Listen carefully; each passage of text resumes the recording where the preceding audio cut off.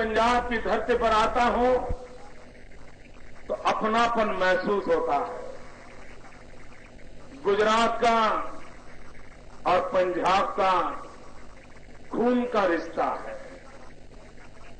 जब गुरु गोविंद सिंह जी ने पहले पंच प्यारे पसंद किए थे, मेरे लिए इस गर्व की बात है कि गुरु गोविंद सिंह जी के पहले पंच प्यारों में एक मेरे गुजरात का बेटा था।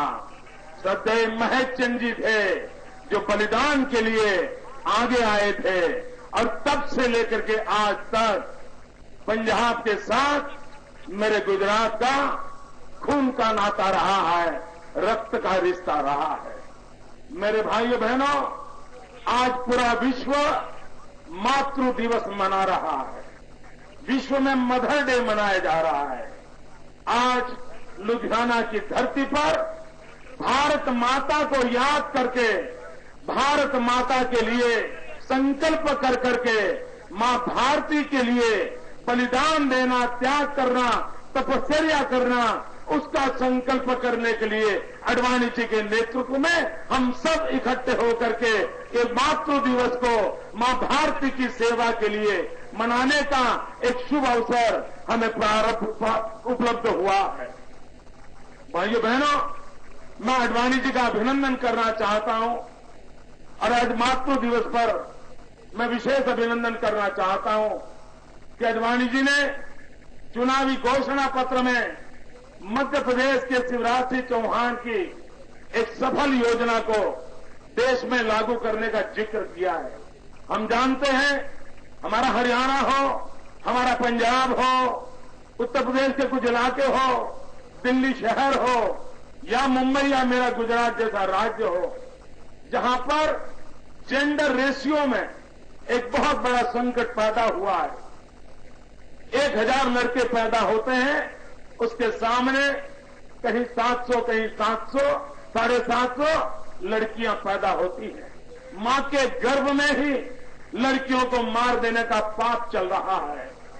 भाइयों बहनों, इस शक्ति को बचाने के लिए, भ्रूण हत्या के पाप को रोकने के लिए, ससुराल में दहेज के कारण मिट्टी का तेल लेकर के मरने वाली माताओं को बचाने के लिए, कभी पैसों के भाव में शिक्षा से उठ जाने की बच्चियों को नौबत आती है, उन बच्चियों की शिक्षा को बचाने के लिए आदरणीय आडवाणी जी ने अपने घोषणा पत्र में मातृशक्ति को समर्पित करती हुई एक योजना रखी है, लाडली लक्ष्मी योजना। अब हिंदुस्तान की बेटी जन्म के साथ 1 लाख रुपया सरकार की तिजोरी से उसको मिलेगा। बेटी जन्म से ही लखपति बनेगी। मैं मानता हूं विश्व मातृ दिवस जब मना रहा है, तब आडवाणी जी की इस योजना, भारत की मातृशक्ति को आज मैं इस धरती पर से गौरव के साथ घोषणा करते हुए मैं आनंद का अनुभव करता हूं। भाइयों बहनों, कांग्रेस के शासन की एक आदत लगी है, हर चीज में कतार लगाना। राशन चाहिए, कतार लगाओ। गैस का कनेक्शन चाहिए, कतार लगाओ। बच्चे को शिक्षा चाहिए, कतार लगाओ। ये कांग्रेस को कतार लगाने की जो आदत लगी है, उसका नतीजा ये है कि कांग्रेस के महासचिव कह रहे हैं कि अफजल गुरु कतार में खड़े हैं फांसी के लिए, जब उनकी बारी आएगी तब उनको फांसी दी जाएगी। कभी दुनिया में फांसी के लिए भी कतार लगती हो, ये शायद कांग्रेस के शासन में ही हो सकता है कि जहां फांसी के लिए भी कतारें लगती हो। भाइयों बहनों, इससे बड़ा दुर्भाग्य क्या हो सकता है।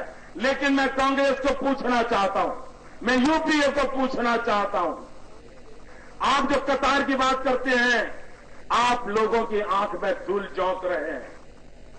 29 लोग जिनको फांसी की सजा हुई है, उसमें से 26 फाइलें श्रीमान राहुल जी, आपकी यूपीए सरकार ने उसको प्रोसेस कर दिया है। सवाल ये है, 3 फांसी की सजा क्यों, उस केसेस को अपने पेंडिंग क्यों रखा है, और उसमें एक अफजल गुरु को फांसी देने का मसला है।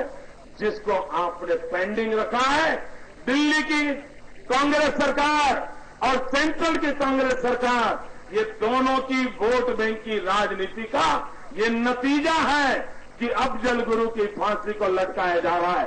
और श्रीमान राहुल गांधी, आप पंजाब की धरती पर इस मुद्दे को छेड़ा है तो कान खोल करके सुन ले कांग्रेस के लोग। उन्होंने सोचा होगा कि इस देश में कोई उनका पूछेगा नहीं। भाइयों बहनों, मैं सीना तान करके पूछना चाहता हूं आज कांग्रेस पार्टी मुझे जवाब दे। जिस दिन पूना के अंदर जनरल वैद्य की हत्या हुई थी, भारत के सेना के सुप्रीमो जनरल वैद्य को मार दिया गया था और खालिस्तान की मूवमेंट से जुड़ा हुआ पंजाब का एक लड़का था जिसने जनरल वैद्य को मारा था। सुप्रीम कोर्ट ने फांसी की थी, उसके परिवार ने मर्सी पिटीशन किया था, लेकिन ये कांग्रेस की सरकार, राहुल जी आपके परिवार की सरकार, उन्होंने 15 मिनट में कैबिनेट बुला करके पंजाब का लड़का जिसने जनरल वैद्य की हत्या की थी, जिसने मर्सी पिटीशन किया था, आपने 15 मिनट में फैसला किया था और 24 घंटे में आपने उस लड़के को फांसी दे दी थी। मैं पूछना चाहता हूं, अगर वो लड़का पंजाब का था तो आपकी वोट बैंक में रुकावट नहीं था, आपने उसको फांसी पर लटका दिया। और अफजल गुरु आपकी वोट बैंक में काम आता है, इसलिए आप उसको फांसी पे नहीं लगा रहे और देश की आंख में धूल झोंक रहे हो। भाइयों बहनों, ये जनता को मूर्ख बनाने का काम चल रहा है। भाइयों बहनों, मैं अडवाणी जी का एक और अभिनंदन करना चाहता हूं। पंजाब, हिमाचल, उत्तर प्रदेश, राजस्थान, हरियाणा, ये वीरों की भूमि है। देश की आजादी के लिए मर मिटने वाले लोग और देश की सुरक्षा के लिए सेना के माध्यम से भारत की सेवा में लौट, ये हमारे निवृत्त सेना के जवान। पंजाब का कोई घर ऐसा नहीं होगा जिसमें कोई निवृत्त सैनिक नहीं होगा। हिमाचल में कोई ऐसा परिवार नहीं होगा जिसकी 3-3 पीढ़ी सेना में न गई हो। हरियाणा, राजस्थान में ऐसे परिवार नहीं होंगे। सालों से सेना के जवानों का एक सवाल उलटता रहा, 1 रैंक 1 पेंशन। भाइयों बहनों, मैं आज अडवाणी जी को अभिनंदन करता हूं। उन्होंने घोषणा की है अडवाणी जी प्रधानमंत्री बनेंगे।